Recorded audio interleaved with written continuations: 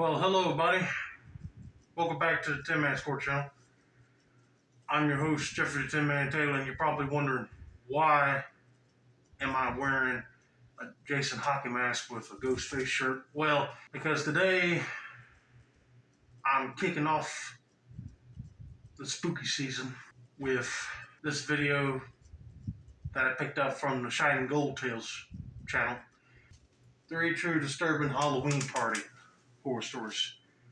So without further ado, I'm going to turn these lights off, move the camera up here for you guys, and let's get this direction on the road in the bag, shall we? Okay, here we go.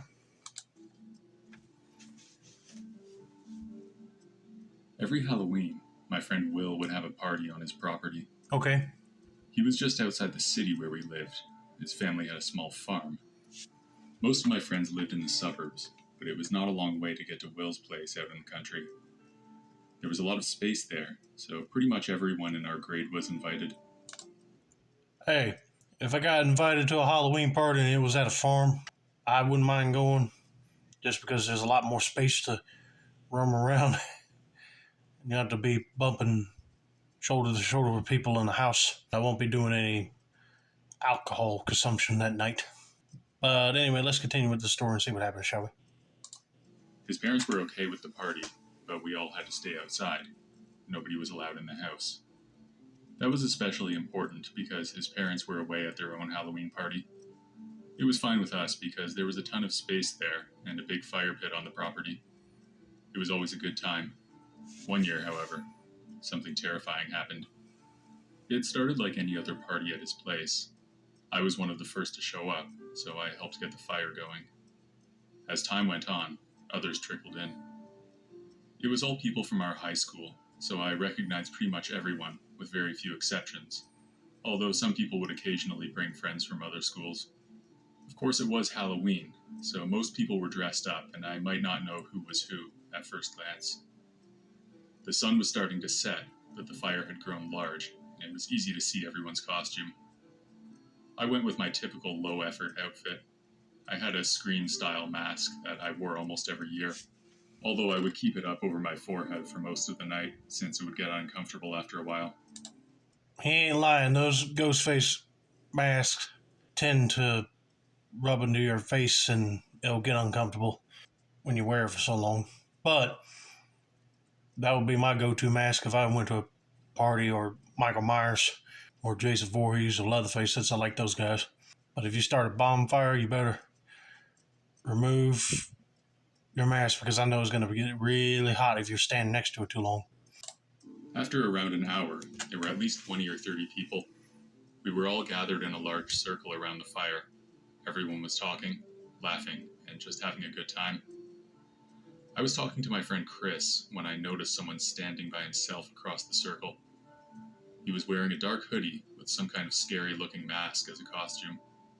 The rest of his clothes were just normal. Another low-effort costume. I can't judge. I stared at him for several seconds, wondering who he was. I didn't think I knew him, but it was hard to tell with his face covered. I wasn't worried or anything, more curious at this point. After another few minutes, I walked over to the guy and tried to start a conversation. I just asked some basic questions, like how's it going, or something like that. When I heard his voice, I was surprised because he didn't sound like anyone who I knew from school, but I figured that he might be somebody's guest, so I didn't interrogate him or anything. It was strange, though, for a guest to be standing around by himself. Normally, if someone brings a guest, then they're with a group. Exactly. You would have thought that everybody would introduce themselves if they're not showing their faces by hiding them with a mask, just so you know who's who.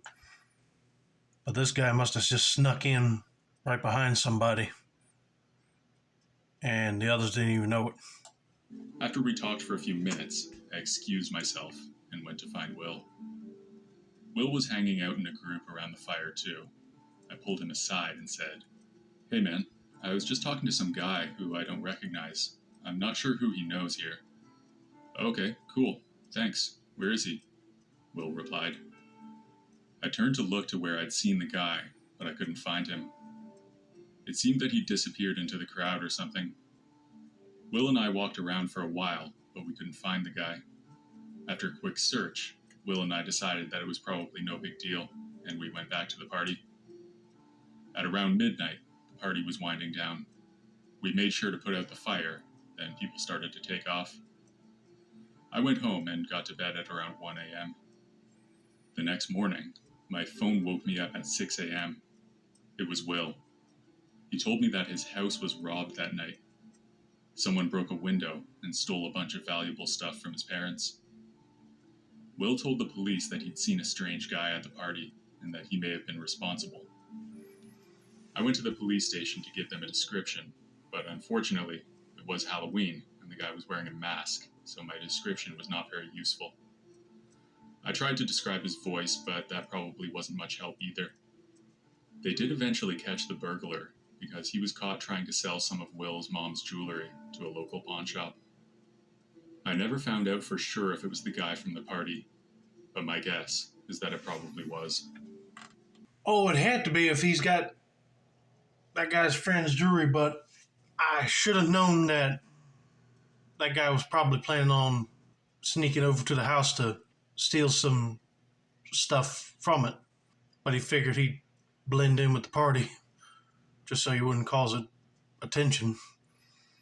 But then when nobody won't talk to him and nobody won't look, and he just wandered off over to the house, broke the window, walked in, stole the jewelry and some other stuff that was valuable, and got out. And I'm surprised nobody didn't see a car taking off. But thankfully, the police found him.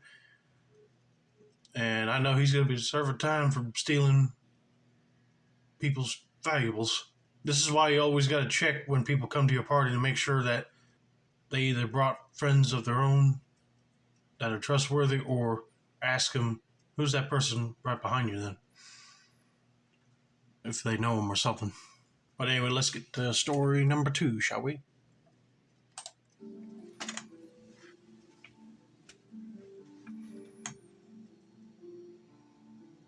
Back when I was 14 years old, my brother Alex had a Halloween party at our house. Okay. He was a few years older, and he was really trying to be popular at school at the time. A lot of people go through that phase, and he saw this party as an opportunity to make a name for himself among the more popular kids. I was kind of seen as his nerdy little brother, a source for embarrassment. Therefore, Alex told me that I had to stay in my bedroom for the entire night. That was fine with me because at that age, I was a really shy and reserved person. The idea of a big rowdy Halloween party did not seem like fun to me. Our parents were out of town for the weekend, so it was just Alex and I until his guests started showing up. Yeah, I'm with this kid. I wouldn't like a rowdy party either in a house, because if you have over 20 guests show up, it's got to be packed and hard to get to one room or the other. But I figured that the older brother told him to stay in his room because if they did something that he wasn't supposed to see, then he could get in a lot of trouble for it, basically. As soon as 2 or 3 people had trickled in, I headed up to my room. I spent the next several hours playing some Xbox. I had a pretty sweet gaming setup at the time. I could spend days in there without getting bored. The noise from the party was loud, but it didn't bother me much, especially since I used over-the-ear headphones for gaming. The sound of the loud pop music and people talking formed a constant, almost ambient background noise, heavily muffled by my headphones. I could almost feel it through the floor as much as I could hear it. That continued for a few hours without much change, but suddenly I heard a loud scream, probably from a female. Then the talking stopped and the music was turned off. It was silent. I was startled by the change. The abrupt end to the party had me worried, so I timidly got up from my gaming chair and tiptoed down the hall to the stairs. I slowly stepped halfway down until I could peek below to the main floor and see what was going on. As I poked my head down, I could see that there were only a few people left at the party. Alex was one of them, and he was holding the phone up to his ear. I stood there confused for several seconds. Then I took 2 more steps down the staircase. That was when I realized what had happened. was a guy laying on the ground in a puddle of what looked like blood. Someone had been attacked. Oh, heck no. Probably got into an argument with one of the party guests and he stabbed him. But man, if I was the older brother, I'd be telling him, go back in your room now. You don't need to see this. Because that would be traumatizing for any little kid to see. It turned out that Alex was on the phone with the police, and a minute later, an ambulance arrived and took the guy to the hospital. The police arrived not more than a minute later. I tried to sneak back up to my room, but one of the officers saw me on the stairs and called me down. It turned out that two of the party guests had gotten into a fight, and one of them had stabbed the other. When that happened, the party quickly dispersed, and most of the guests got out of there. The only people that were left were Alex, me, and a few of Alex's closest friends. Obviously, there were a ton of witnesses for what happened, so the perpetrator was quickly caught. I think he got a few years in prison for it. I think he avoided some of the more serious charges because the other guy actually threw a few punches before. Luckily, the victim survived and made a good recovery. Oh, thank God, because I know if he died, that guy would have been getting life in prison for murder. This is why it ain't worth it to get into an argument in a party, because when crap hits the fan, everybody's going to start punching each other and might end up breaking stuff in the house.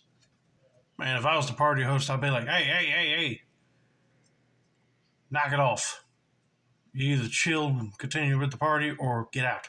Because I don't want to see nobody getting hurt or murdered because somebody had a bad temperament. But I'm just glad that the police caught the guy responsible and the other guy made a recovery.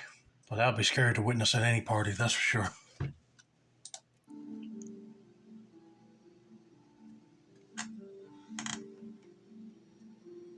A few years ago, when I was 22, I went to a Halloween party at a bar downtown with a few of my friends. Okay. I had volunteered to be the designated driver that night because I was trying to cut back on alcohol. The night was actually pretty fun, even though I was stone cold sober around a bunch of drunk people.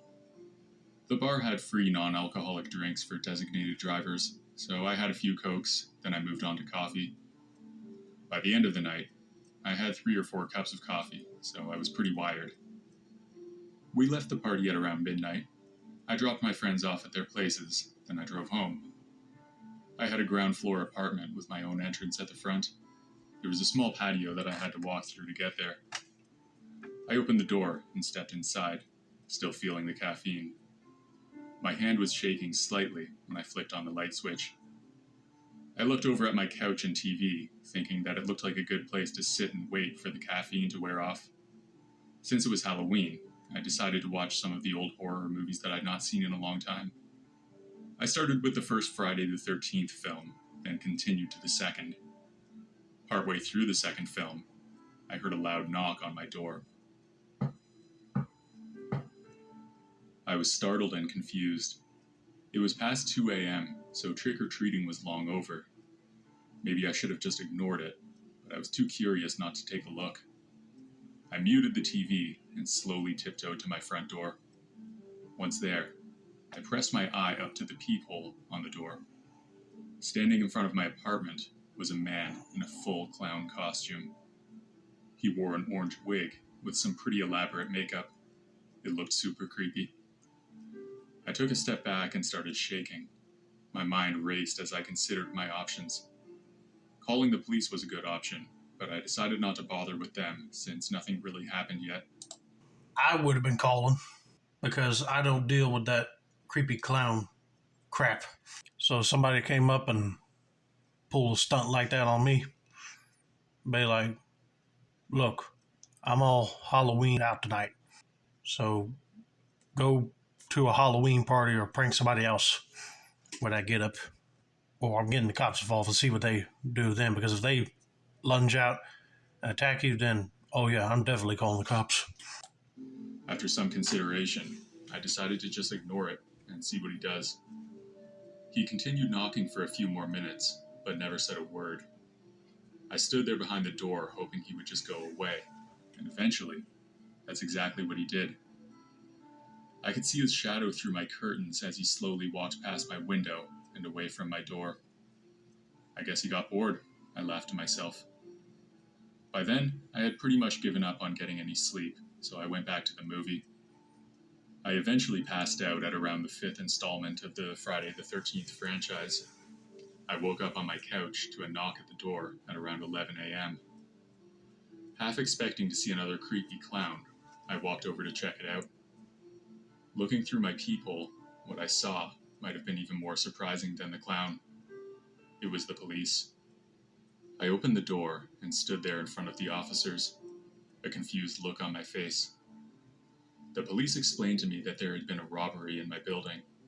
My neighbor a few doors down had been woken up by a knock on her door in the middle of the night, and when she answered it, she was attacked, one of the officers told me. The other officer chimed in and added that the attacker was a man in a full clown costume. It must have been the same guy, I thought. I promptly told the officers what had happened to me the night before, that I saw a guy in a clown costume, and that he tried knocking on my door too. They took a statement from me, but really, I was not able to tell them anything that they weren't already aware of. As far as I know, the clown was never caught.